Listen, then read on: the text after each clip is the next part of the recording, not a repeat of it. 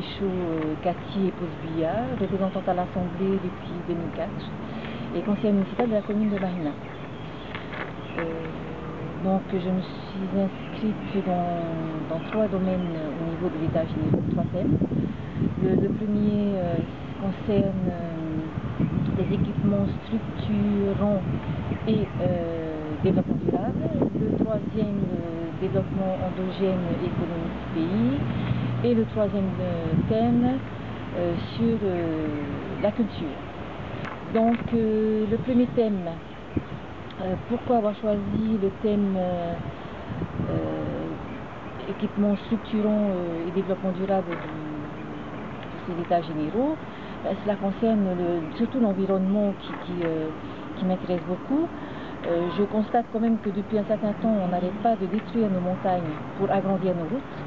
Et je trouve aberrant qu'aujourd'hui, on puisse avoir des camions de 12 roues, même plus, et de devoir couper les routes pour que ces camions, pour qu'on adapte notre pays à ces engins. Alors qu'on devrait faire le contraire. Voilà en ce qui concerne cela. Ensuite, avoir une vision justement sur 20-30 ans sur l'avenir du pays en ce qui concerne les équipements structurants du pays, c'est-à-dire l'aménagement du pays. De penser autrement sur comment on voit le paysage de notre pays, que ce soit dans les îles et ici. Comme nous l'avons constaté depuis quelques années, toutes les montagnes sont en train d'être, je vais dire, taillées, alors que je prends l'exemple de Hawaï, les constructions se font en fonction du terrain. Et ici, on fait le contraire, on coupe tout.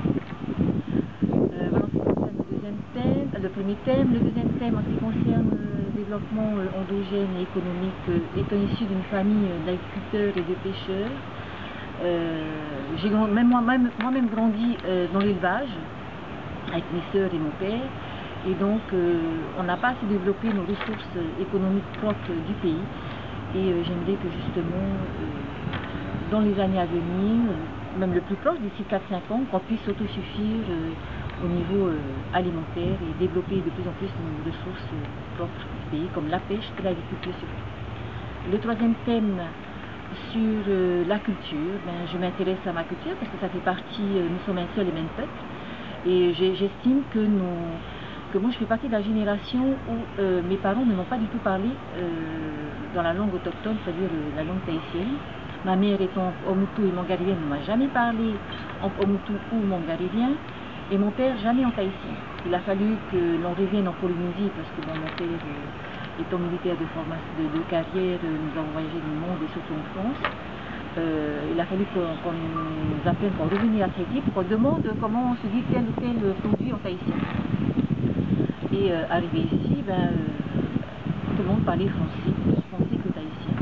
Et j'admire beaucoup ceux des îles qui maîtrisent très bien la langue polynésienne, et il n'est jamais trop tard pour apprendre. J'apprends le tahitien, j'oblige ma fille, je dis bien j'oblige ma fille à utiliser notre langue pour pouvoir s'exprimer. Voilà, et puis de pouvoir justement modifier au niveau de cet atelier nos programmes scolaires, de dire à nos enseignants, j'étais enseignante aussi de formation, de pousser nos enseignants à parler de notre histoire, de la Polynésie, ne serait-ce que de Tuan Aopa aussi. Moi je l'appris Bieta parce que les programmes polynésiens, en fait du moins l'histoire de la Polynésie a été intégrée dans les programmes scolaires en Polynésie en 1985. Donc moi je me suis avant ça, et donc j'ai pas connu du tout l'histoire de la Polynésie, à part en venant ici, en allant au spectacle, au final.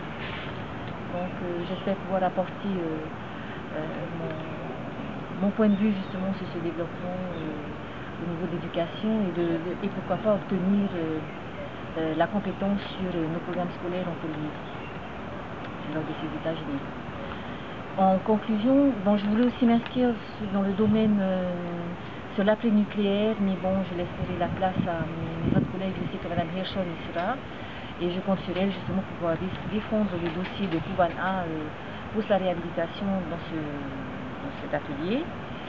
Et en conclusion, les états généraux, oui, il faut faire des états généraux sur la Polynésie française, de faire des constats. Tout le monde a déjà fait des constats sur ce qu'est la Polynésie aujourd'hui, qui connaît la crise économique de plein fouet. Et j'espère qu'il y aura un consensus émanant de tous les élus, bien sûr, du pays, du gouvernement et surtout de la société civile, et d'obtenir un consensus pour que nous tous ensemble, qui aimons ce pays, puissions faire avancer ce pays dans la paix, bien sûr, et développer nos propres ressources. C'est surtout ça qui importe aujourd'hui avec la crise économique que nous subissons. Voilà. Et j'espère bien sûr que nous serons entendus par le gouvernement central et que des différents thèmes seront quand même pris au niveau du gouvernement central pour les états généraux nationaux.